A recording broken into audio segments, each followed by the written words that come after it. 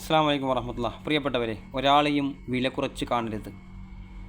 ചില ആളുകൾ നമുക്കറിയാം, പല നാടുകളുണ്ട്.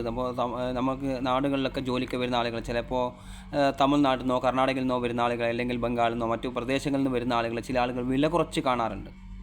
വളരെ ഓൻ അണ്ണൻ അല്ലെങ്കിൽ അങ്ങനെ ഓന് ബംഗാളി, അങ്ങനെ വില കുറച്ച് കാണാറുണ്ട് ചില ആളുകളെ. നമ്മുടെ എന്ത് ജോലിയാകട്ടെ, എല്ലാ ജോലിക്കും അതിൻ്റേതായ മാന്യതയും അതിൻ്റേതായ ഓരോ പ്രത്യേകതയും അതിൻ്റേതായ ആവശ്യകതയുമുണ്ട്. എല്ലാവരും വലിയ സമ്പന്നരായ എങ്ങനെ ഉണ്ടാവും നമ്മുടെ നാടിൻ്റെ അവസ്ഥ? ജോലി ചെയ്യാൻ ആളുണ്ടാവില്ല. അല്ലെങ്കിൽ എല്ലാവരും ദരിദ്രന്മാരായ എന്തായിരിക്കും അവസ്ഥ? സമ്പന്നരെങ്ങനെ സദക്ക കൊടുക്കും? അപ്പോൾ എല്ലാവരും ഒരുപോലെയല്ല, വ്യത്യസ്തരാണ്. ഇപ്പോൾ എല്ലാവരും ഉദ്യോഗസ്ഥന്മാരും, എല്ലാവരും ഗവൺമെൻറ് ഉദ്യോഗസ്ഥന്മാരും അല്ല, എല്ലാവരും വ്യത്യസ്തമായ മേഖലയിൽ പ്രവർത്തിക്കുന്നവരാണ്. അങ്ങനെ തന്നെയാണ് ലോകത്തിൻ്റെ ഘടന നിൽക്കുന്നതും, അങ്ങനെ തന്നെയാണ് അത് ആവശ്യകതയും, അങ്ങനെയാണ് വേണ്ടതും. അതേപോലെ പക്ഷേ നമ്മൾ മനുഷ്യർ ചില ആളുകളെ വില കുറഞ്ഞ് കാണാറുണ്ട്. ചിലപ്പോൾ ജോലി സ്ഥലത്ത് ഇപ്പോൾ പുതിയ വന്ന ആളുകളാകാം, അല്ലെങ്കിൽ നിങ്ങളുമായി ബന്ധപ്പെട്ട് കിടക്കുന്ന ഉയർന്ന ഒരു പൊസിഷനുമായി ബന്ധപ്പെട്ട് നോക്കുമ്പോൾ നമ്മളെക്കാൾ താഴെയുള്ളവരെ വില കുറഞ്ഞ് കാണുന്ന ഒരവസ്ഥ ഉണ്ടാകാറുണ്ട്. അല്ലെങ്കിൽ എന്തെങ്കിലും ക്ലീനിങ്ങുമായി ബന്ധപ്പെട്ട് ജോലി ചെയ്യുന്നവർ, അല്ലെങ്കിൽ ഹോട്ടൽ മേഖലയിൽ പണ്ടൊക്കെ മീനിൻ്റെ കച്ചവടവുമായി ബന്ധപ്പെട്ടൊക്കെ വില കുറഞ്ഞ് കാണാറുണ്ട് ചില ആളുകളെ, ചില ജോലിയെ, ചില ആളുകളെ, ചില സംസ്ഥാനക്കാരെ, അങ്ങനെയൊക്കെ വില കുറഞ്ഞ് കാണാറുണ്ട്. ഒരിക്കലും നമ്മൾ ഒരാളെ വില കുറച്ച് കാണരുത്. ഏതൊരു മനുഷ്യനാണ് നമുക്കൊരു അത്യാവശ്യ ഘട്ടത്തിൽ നമുക്കൊരാവശ്യമായി വരുന്നത്, അല്ലെങ്കിൽ വലിയൊരു ഉപകാരമായി വരുന്നത് എന്ന് നമുക്കൊരിക്കലും പറയാൻ സാധിക്കുമല്ല, വിലയിരുത്താൻ ഒരിക്കലും സാധ്യമല്ല.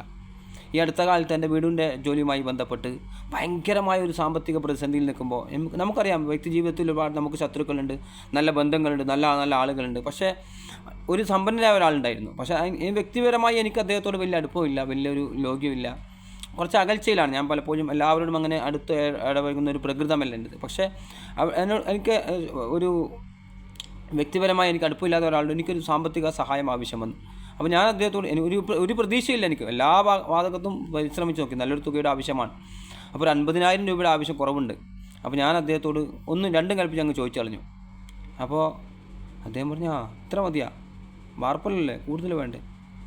അപ്പോൾ അദ്ദേഹം ഞാൻ ചോദിച്ചതിനേക്കാൾ കൂടുതൽ എനിക്ക് നൽകുകയുണ്ടായി. അപ്പോൾ ഇവിടെ എന്തൊരു ആവശ്യം? അതേപോലെ നമുക്ക് അറിയാം, നമ്മുടെ വ്യക്തി ജീവിതത്തിൽ എന്തെങ്കിലും ഒരു വീഴ്ച, അല്ലെങ്കിൽ ഒരു ആക്സിഡൻറ്റ് വരുമ്പോൾ, അല്ലെങ്കിൽ ഒരു പ്രതിസന്ധി വരുമ്പോൾ, ഒരു പ്രയാസം വരുമ്പോൾ ആരാണ് നമുക്കൊരു കൂടെ നിൽക്കുന്നത് എന്ന് നമുക്കൊരിക്കലും പറയാൻ സാധ്യമല്ല. അതുപോലെ ഏതൊരു രാജ്യക്കാരനാകട്ടെ, ഏതൊരു പ്രകൃതക്കാരനാകട്ടെ നമ്മുടെ കൂടെ ജോലി ചെയ്യുന്നത്, അവരൊക്കെ എപ്പോഴാണ് നമുക്കൊരു മനുഷ്യൻ്റെ ആവശ്യം വരുമെന്ന് പറയാമല്ലോ. പെട്ടെന്നൊന്ന് ഒരു നെഞ്ഞുവേദന വന്നാൽ, ഒന്ന് വീണുപോയാൽ, എന്തിനധികം എത്ര ആരോഗ്യവാനായാൽ പോലും ഒരു 4 പ്രാവശ്യം ഒന്ന് അടുപ്പിച്ചൊന്ന് വയറിളക്കം സംഭവിച്ചാൽ നമുക്കറിയാം എത്രമാത്രം നമുക്ക് എനർജി ഉണ്ട്, എത്രമാത്രം ഊർജ്ജമുണ്ട് എന്ന് നമുക്ക് അപ്പോഴാണ് അറിയാൻ സാധിക്കുക. നമുക്കൊന്നുമല്ല, ക്ഷീണിതനായി പോകും, ദുഃഖിതനായി പോകും. അതേപോലെ ചില ആളുകൾ, ഈ അടുത്ത കാലത്തൊരു ഇന്ത്യക്കാരൻ അദ്ദേഹവുമായി ബന്ധപ്പെട്ട് അപ്പോൾ എന്നെ ഒരു ഭക്ഷണത്തിന് വേണ്ടി ക്ഷണിച്ചു. നമുക്കറിയാം, നമ്മൾ മലയാളികളാണ്, അപ്പോൾ മറ്റുള്ളവരുടെ ഭക്ഷണത്തിന് നമ്മൾ ആഗ്രഹിക്കുന്നില്ല അതൊരിക്കലും. അപ്പോൾ ഇവിടെ പക്ഷേ അദ്ദേഹത്തിന് നിർബന്ധിച്ച് തന്നെ, ഈ പള്ളിയിലൊക്കെ കണ്ടപ്പോൾ എന്നെ നിർബന്ധിച്ച് തന്നെ ക്ഷണിച്ച് കൂട്ടിയിട്ട് പോയി. അപ്പോൾ അദ്ദേഹം പറഞ്ഞൊരു വാചകമുണ്ട്, ഞാൻ അത്ഭുതപ്പെട്ടു പോയി. അപ്പോൾ അദ്ദേഹം പറയാണ്, നോക്കൂ, ദൈവം എല്ലാവർക്കും നൽകുന്നത് എങ്ങനെയാണെന്ന് നോക്കൂ, എത്ര ഗാരേജുകളാണ്, എത്ര സ്ഥാപനങ്ങളാണ്, നോക്കണം ഒരു മനുഷ്യൻ്റെ ചിന്ത പോകുന്നത്. അപ്പോൾ എത്ര ഗാരേജുകൾ ദൈവം നൽകുന്ന നോക്കി, എങ്ങനെയാണ്, എത്ര വ്യത്യസ്തമായ ആളുകൾ എങ്ങനെയെല്ലാം ജോലി ചെയ്യുന്നു, ഇവർക്കൊക്കെ ദൈവം നൽകിക്കൊണ്ടേയിരിക്കുന്നു. തീർച്ചയായും ഞാൻ ചിന്തിക്കുമ്പോൾ ശരിയാണ്, എത്രയോ ആളുകൾ പ്രവാസ ലോകത്തേക്ക് കയറി വരുന്നു, വീണ്ടും ആളുകൾ വരുന്നു. ഗാരേജുകൾ, ഹോട്ടലുകൾ, സ്ഥാപനങ്ങൾ, ബക്കാലകൾ, സൂപ്പർ മാർക്കറ്റുകൾ, ഗ്രോസറികൾ, വലുതാകട്ടെ ചെറുതാകട്ടെ എല്ലാം ഇങ്ങനെ നടന്നു പോകുന്നു. അപ്പോൾ ഇവിടെയൊക്കെ ആരാണ് ഇവരൊക്കെ നൽകുന്നത്? ദൈവം നൽകുകയാണ്. അപ്പോൾ അദ്ദേഹം വളരെ സിമ്പിളായ ഒരു ഉദാഹരണത്തിലൂടെ ഇങ്ങനെ പറഞ്ഞു തരാണ്, എനിക്ക് പഠിപ്പിച്ചു തരാണ്. അപ്പോൾ അതുപോലെ ഇപ്പോൾ ഒരാൾ കൊടുത്താൽ, എന്നിട്ട് അദ്ദേഹം പറയുകയാണ്, ഒരാൾക്ക് ഭക്ഷണം വാങ്ങി കൊടുത്താൽ വലിയ പുണ്യമാണ്, അതുപോലെ അത് കുറഞ്ഞു പോവുകയില്ല. എനിക്കിതെല്ലാം അറിയാം, പക്ഷേ ചില ആളുകളുടെ മുമ്പിൽ നമ്മൾ ഒന്നും അറിയാത്തവരെ പോലെ നിൽക്കേണ്ടി വരും. അപ്പോൾ കൂടുതൽ അറിവുകൾ നമുക്ക് ലഭിക്കും. അപ്പോൾ അതേപോലെ നമ്മൾ ഒരാളെയും വില കുറച്ച് കാണരുതെന്ന് പറയാൻ വേണ്ടിയാണ് ഇത്രയും ഞാൻ പറഞ്ഞത്. അതുപോലെ നമ്മുടെ കുടുംബ ബന്ധവുമായി ബന്ധപ്പെട്ട് നമ്മൾ മനസ്സിലാക്കേണ്ട കാര്യം, പലപ്പോഴും നമുക്ക് ആശയപരമായ വ്യത്യാസങ്ങൾ ഉണ്ടാകാം. പലപ്പോഴും എല്ലാവരും ഒരേ ആശയവും ആദർശവും സ്വീകരിക്കുന്നവരല്ല ഒരിക്കലും, എല്ലാവരും വ്യത്യസ്തരാണ്. ഒരേ വീട്ടിൽ തന്നെ BJPയും കോൺഗ്രസും മാർക്സിസ്റ്റും എല്ലാം ഉള്ള അവസ്ഥയുണ്ട് നമ്മുടെ നാടുകളിൽ. അതുപോലെ മുജാഹിദും സുന്നിയും തബ്ലീഗും ജമാഅത്ത് ഇസ്ലാമിയും അങ്ങനെ പല സംഘടനകളുമുണ്ട്.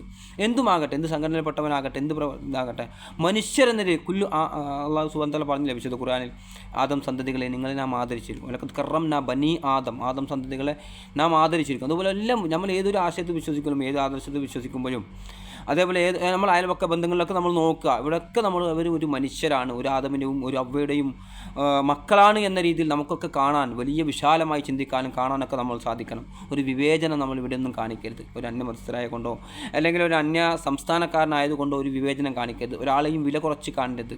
അവർക്കൊക്കെ ഓരോരുത്തർക്കും അവരുടേതായ സവിശേഷതകളുണ്ട്, ഗുണങ്ങളുണ്ട്. എല്ലാവരെയും മനുഷ്യരെ മുഴുവൻ ദൈവം ആദരിച്ചിരിക്കുന്നു എന്നാണ് പറഞ്ഞത്. അപ്പോൾ അവിടെ ജൈനനും ബൗദ്ധനും പിന്നെ പല മതക്കാരനും എല്ലാവരും, ഏത് മതത്തിൽപ്പെട്ടവനാകും ഏത് ആദർശത്തിൽപ്പെട്ടവൻ എല്ലാവരും പെട്ടു. അപ്പോൾ നമ്മൾ മനസ്സിലാക്കേണ്ടത് നമ്മളെ നാടുകളിൽ പിച്ചെടുക്കുന്ന ഇപ്പോൾ നമുക്കറിയാം പലപ്പോഴും കുട്ടികളെ തട്ടിക്കൊണ്ടുപോലുമായി ബന്ധപ്പെട്ടൊക്കെ നമ്മൾ വലിയ രീതിയിൽ നമ്മൾ ഭയത്തോടെയാണ് കാണുന്നത്. എങ്കിൽ പോലും വരുന്ന ആളുകൾക്ക് എന്തെങ്കിലും ഒരു 10 രൂപ ഉണ്ടെങ്കിൽ മനസ്സമാധാനത്തോടെ എടുത്തു കൊടുക്കാൻ നമുക്ക് സാധിക്കണം. വലിയൊരു ഇപ്പോൾ ചെറിയ പിരിവിനൊക്കെ വരുമ്പോൾ നമ്മൾ പറയാറുണ്ട് ശരി ചിലപ്പോൾ 100 രൂപ 10 രൂപയ്ക്ക് അവൻ കൊടുക്കുന്നു, അവൻ്റെ ചോദ്യമൊക്കെ കേട്ടാൽ 1000 രൂപേൻ്റെ ചോദ്യം അങ്ങ് ചോദിച്ചു കളയും. അപ്പോൾ അങ്ങനെയൊന്നും ആകരുത്, മനസ്സറിഞ്ഞ് കൊടുക്കുക. അപ്പോൾ എത്ര ഭൗതികമായി നമ്മൾ സംസാരിച്ചാലും കൊടുക്കുന്നവർ വീണ്ടും വീണ്ടും ഉണ്ടാകുന്നതായിട്ടാണ് നമ്മൾ കാണുന്നത്. ഭൗതികമായി അതിനെ വിശദീകരിക്കാൻ സാധ്യമല്ല, പക്ഷേ അത് ജീവിതത്തിലൊരു ബർക്കത്ത് എന്നത് കൊടുക്കുന്നത് കൊണ്ട് ഉണ്ടാകുന്നതാണ് യാഥാർത്ഥ്യം. അപ്പോൾ ഇതൊക്കെ മനസ്സിലായിക്കൊണ്ട് നല്ല രീതിയിൽ സംസാരിക്കാൻ, നല്ല രീതിയിൽ പ്രവർത്തിക്കാനൊക്കെ നമുക്ക് സാധിക്കട്ടെ. മറ്റുള്ളവരെ വില കുറച്ച് കാണാതെ നല്ല രീതിയിൽ അവരുടേതായ ഒരു വാല്യൂ നൽകിക്കൊണ്ട് കാണാൻ നമുക്ക് സാധിക്കട്ടെ. ഏതൊരു മനുഷ്യനിൽ നിന്നാണ് നമുക്ക് ഉപകാരങ്ങൾ ഉണ്ടാവുക, ഏതൊരു മനുഷ്യനാണ് നമുക്ക് താങ്ങായി വരിക എന്ന് നമുക്കൊരിക്കലും പറയാൻ സാധ്യമല്ല. അങ്ങനെയൊക്കെ വിശാലമായി ചിന്തിച്ചുകൊണ്ടും പഠിച്ചുകൊണ്ടും മുന്നോട്ട് പോകാൻ നമുക്ക് സാധിക്കട്ടെ.